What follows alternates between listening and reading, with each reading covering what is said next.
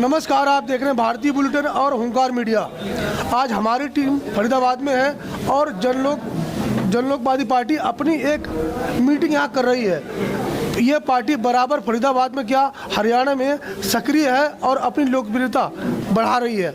आज इसके राष्ट्रीय संयोजक, युवा प्रदेश अध्यक्ष, जिला अध्यक्ष सब हमारे साथ हैं। बात करेंगे इनसे कि ये कितने एक्टिव हैं और कितने कठोर कार्य कर रहे हैं अपने आप को सक्रिय करने के लिए, कितनी मेहनत कर रहे हैं। आइए बात करते हैं राष्ट्रीय संयोजक शेर सिंह राणा जी से। सर, बहुत बहुत स्वागत है हमारे चैनल में। बहुत बहुत नमस्कार आपके सभी दर्शकों को। मैं शेर सिंह राणा, राष्ट्रवादी जनलोक पार्टी सत्य का राष्ट्रीय संयोजक, बहुत प्रणाम करता हूं। और जो आपने अभी बताया और जो आपने प्रश्न किया, आज फरीदाबाद के अंदर जो है हमने अपने कार्यकर्ताओं का एक सम्मेलन रखा है, जिसमें कुछ प्रदेश स्तर के पदाधिकारी भी मौजूद हैं। और राजपा ये प्रयास कर रही है कि संगठन के ढांचे को कैसे मजबूत बनाया जाए, तो उस पर हमारी जो है वो वर्किंग चल रही है पार्टी की। उसी सिलसिले में आज फरीदाबाद में ये हमने मीटिंग रखी है।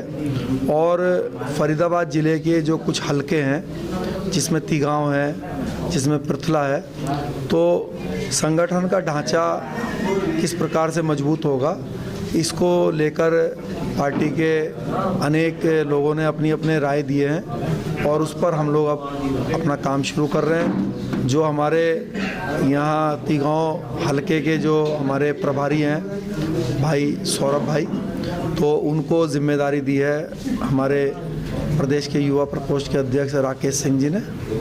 और आगे की जानकारी सुभाष परमार जी।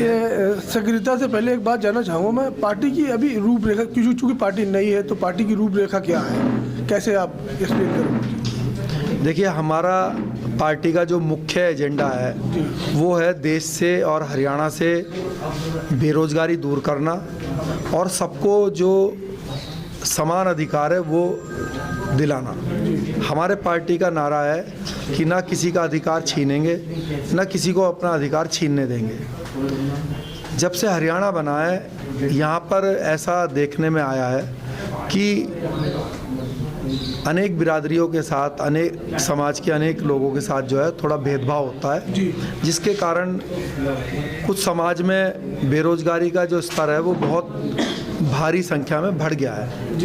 तो ऐसा ना हो और बंटवारा सही प्रकार से हो योजनाओं का, नौकरियों का, इस पर राजपा काम करती है। और हम 2024 में चाहे लोकसभा चुनाव हो, चाहे विधानसभा चुनाव हो, हम लोग जो है सत्ता में हिस्सेदार बन के हरियाणा को आगे ले जाने का काम करेंगे। सर, एक सवाल और भी है, क्योंकि अभी पार्टी इमर्ज होकर आ रही है, आप अपनी लोकप्रियता बढ़ा रहे हैं, तो मैं जानना चाहूँगा कि क्या प्रायोरिटी है पार्टी की, कैसे कार्यकर्ता जोड़ रही है? कोई जातिगत पार्टी कार्यकर्ता को जोड़ रही है या सबको साथ लेके चल रही है, सारे कार्यकर्ताओं को जोड़ रही है, ये जानना चाहेंगे आपसे। देखिए, राजपा सभी को साथ में लेकर चलने वाला राजनीतिक दल है, लेकिन जैसे हर पार्टी का एक कोर वोट बैंक होता है, जैसे जेजेपी का कोर वोट बैंक जाट समाज था, जो आज नहीं रहा, उससे नाराज होकर जिस विश्वास के साथ जेजेपी को उन्होंने वोट दिया था, उस विश्वास पे शायद वो खरा नहीं उतरे कि उन्होंने बीजेपी को समर्थन कर दिया। तो जैसे कि हर राजनीतिक दल का एक कोर वोट बैंक होता है, तो इसी प्रकार से राजपा का भी एक कोर वोट बैंक है, जिसमें मुख्य रूप से स्वर्ण जाति और वो दलित और पिछड़े समाज के लोग जिनके साथ भेदभाव किया जा रहा है, जिनके अधिकारों को छीना जा रहा है, तो ये इस पार्टी का कोर वोट बैंक है।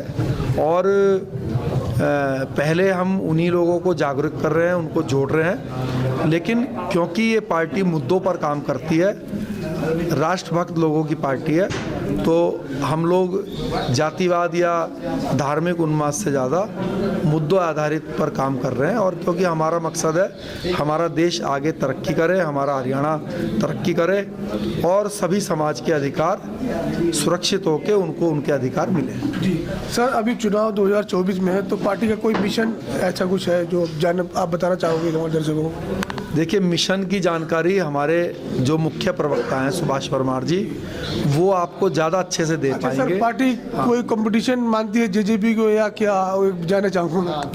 वही मैं बता रहा हूँ। देखिए, जो बात प्रवक्ता जी का काम है अच्छा। वो उन्हीं को करना चाहिए, वो उनको ज़्यादा नॉलेज है, क्योंकि वो मीडिया कर्मियों से और उसमें ज़्यादा बातों को बताते हैं। तो मैं चाहूँगा कि प्रवक्ता साहब से आप इस बारे में करेंगे, इनसे जानने की कोशिश करेंगे। तो आप बताइए कि आप क्या मानते हो, जैसे मैंने सवाल पूछा सर, इसका क्या आप रिप्लाई करना चाहेंगे?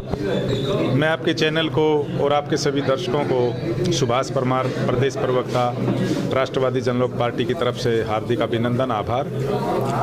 जैसा कि आपका सवाल है कि हम किस पार्टी से अपने आप को कम्पीट कर रहे हैं, आपका कंपटीशन अभी मान के चल रहे हो हरियाणा में, वो सवाल। मैं अगर कंपटीशन की बात करूं तो हमारा किसी से कोई कंपटीशन नहीं है। हम अपने आप में बिल्कुल एक यूनिक राजनीतिक दल है और हम अपने वर्चस्व के लिए और अपने हक और हुकूक के लिए लड़ रहे हैं। और हम केवल अपनी जाति के लिए कार्य नहीं कर रहे, बल्कि हम 36 बिरादरी के उन वंचित वर्गों के लिए कार्य भी कर रहे हैं जिनको 1966 के बाद अनदेखा किया गया है। हमारे कोई भी राजनीतिक मनभेद नहीं है, मतभेद हो सकते हैं, लेकिन हम उन लोगों को साथ लेकर आगे बढ़ना चाहते हैं। और 2024 का आगाज 2019 में हम चुनिंदा सीटों पे दिखा चुके हैं।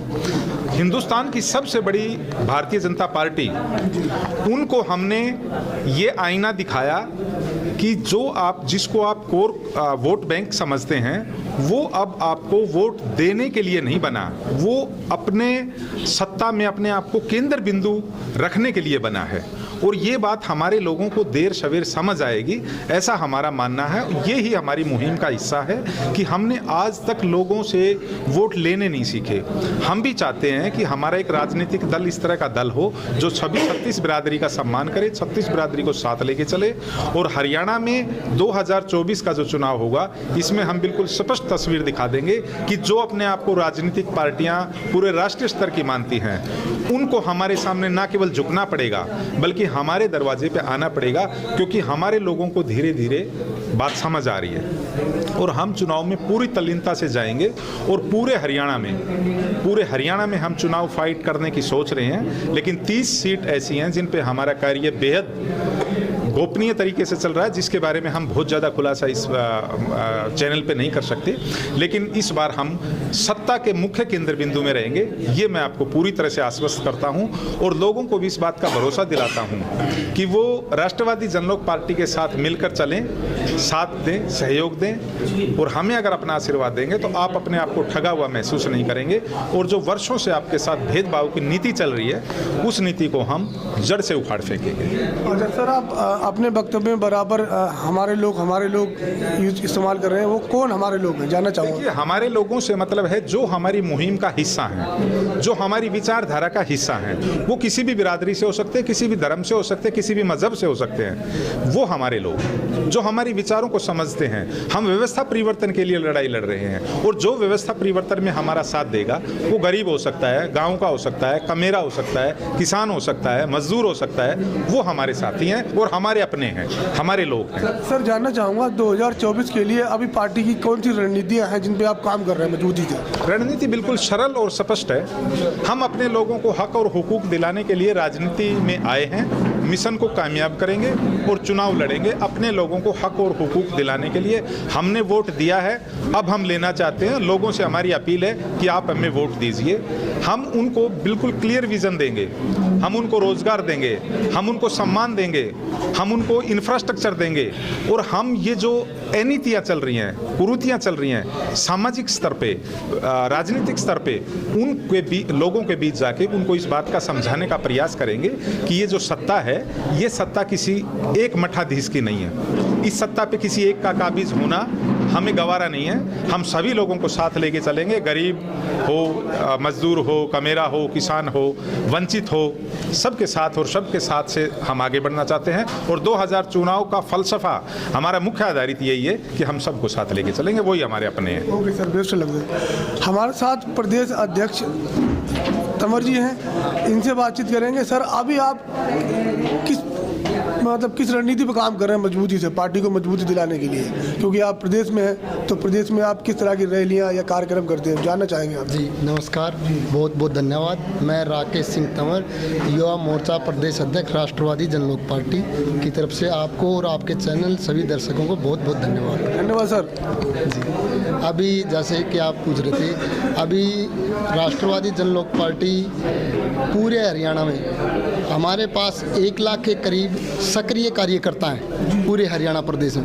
अभी हाँ 1 लाख के करीब सक्रिय कार्यकर्ता हैं जो हमारे पास रजिस्टर्ड हैं। अब राष्ट्रवादी जनलोक पार्टी उससे आगे संगठन बढ़ाने के लिए हमने लक्ष्य रखा है 2023 में हम करीब 50,000 बूथों का संगठन करेंगे, 50,000 बूथ योद्धा खड़े करेंगे। जो हमारे 1 लाख के करीब सक्रिय कार्यकर्ता हैं वे सब मिलजुल के सभी अपने अपने बूथों का गठन करेंगे और बूथ योद्धाओं का गठन करेंगे। उसी सिलसिले में आज फरीदाबाद में इस विधानसभा परथला और तिगांव विधानसभा 2 विधानसभाओं की ये बैठक थी, जिसमें दोनों विधानसभाओं के बूथ योद्धाओं के गठन के लेकर चर्चा हुई। और अभी आप ये देख रहे हैं, ये हमारी बूथ योद्धा बैठे हैं जो यहाँ पहुँचे हैं और कुछ लोगों को जिम्मेदारी दी गई है, जैसे कि अभी बताया था आपको, तिगावा और पृथला विधानसभा के प्रभारी के तौर पर। और अभी आप पूछ रहे थे कि पार्टी किस तरह से या कौन सी पार्टी से आपका कंपटीशन समझा जाए, तो आप राष्ट्रवादी जनलोक पार्टी के पदाधिकारियों या पार्टी का पेज देखेंगे तो पिछले 6 महीने से हरियाणा में आपको पार्टी किस तरह से कार्य कर रही है आप देखेंगे। हरियाणा में बीजेपी कांग्रेस के बाद तीसरे नंबर पे सबसे ज़्यादा सक्रिय, सबसे ज़्यादा कार्यक्रम, सबसे बड़ी संख्या में कार्यक्रम करने वाली पार्टी है तो राष्ट्रवादी जनलोक पार्टी है। ऐसा आपको पिछले 6 महीने से देखने को मिलेगा और अगले लगभग 1.5-2 साल तक इससे भी बेहतरीन कार्यक्रम आपको देखने को मिलेंगे। अभी राष्ट्रवादी जनलोक पार्टी बूथ और कार्यकर्ता संगठन के साथ साथ महापुरुषों के सम्मान में राष्ट्रवादी जनलोक पार्टी मैदान में इस नारे के साथ हर महीने में 1-2 कार्यक्रम महापुरुषों के सम्मान में कर रही है। जिन महापुरुषों को इतिहास में विस्मृत कर दिया गया था, भुला दिया गया था, उनको स्मरण करने के लिए, याद करने के लिए उन महापुरुषों को सिलसिलेवार सम्मान समारोह राष्ट्रवादी जनलोक पार्टी हर महीने पूरे हरियाणा में कर रही है। अच्छा सर, एक सवाल और पूछना चाहूँगा आपसे। आप बराबर इमर्ज होकर जैसे मजबूती से आए हो, हरियाणा में काम कर रहे हो बराबर, आम आदमी पार्टी भी मजबूती से आ रही है, अपने आप को कहते हैं कि हम भी बहुत कार्यक्रम कर रहे हैं और अपने जोड़ रहे हैं, कार्यकर्ताओं को जोड़ रहे हैं। आप क्या उनको अपना कंपटीशन मानते हो 2024 के लिए? मैं ये कह रहा, जो मैंने अभी बात बताई ना, ये बात मैंने अपनी तरफ से नहीं की। अभी मेरे को एक कार्यक्रम में हमारे CID के भाई मिले जो हरियाणा सरकार की तरफ से CID का काम देखते हैं। वो कह रहे हैं कि पिछले 6 महीने से सरकार के पास ये रिपोर्ट है कि हरियाणा में बीजेपी कांग्रेस के बाद तीसरे नंबर पे सबसे सक्रिय कोई पार्टी है तो राष्ट्रवादी जनलोक पार्टी है। ये रिपोर्ट हरियाणा सरकार के CID विभाग की है पिछले 6 महीने की। सर एक चीज़ और भी मैं आपसे जानना चाहूँगा कि जो हिंदुत्व का मुद्दा है वो आप अपने आप को कितना रेलेवेंट करते हो बीजेपी से लग करके? बीजेपी, क्योंकि बीजेपी इस्तेमाल कर रही है, आप तो वो कैसे देखते हो आप? देखिए, हमारा मुद्दा तो राष्ट्रवाद का है और पार्टी का नाम राष्ट्रवादी है। सर मैंने सवाल इसलिए कि हाँ, वही मैं बता रहा हूँ। जो बात है सनातन धर्म की, तो ऐसा हमारे पार्टी का मानना है कि हम धर्म के नाम पे वोट ना मांगे, हम कभी मांगते भी नहीं हैं। हम यहाँ पर वोट मांगते हैं लोगों से राष्ट्रवाद के नाम पे, और वो भी सच्चे राष्ट्रवाद के नाम पे। उसमें ऐसा नहीं है कि पुलवामा में अटैक कराओ और फिर ड्रामा करके वोट भी लो। हम वो राष्ट्रवादी लोग हैं जो देश के लिए, तरक्की के लिए, देश की अपने जीवन भी देने के लिए सब लोग हम तैयार हैं। तो हम लोग हिंदू या मुसलमान या सिख या ईसाई ये सब काम नहीं करते हैं। हमारा सिर्फ एक ही नारा है, वो है राष्ट्रवाद।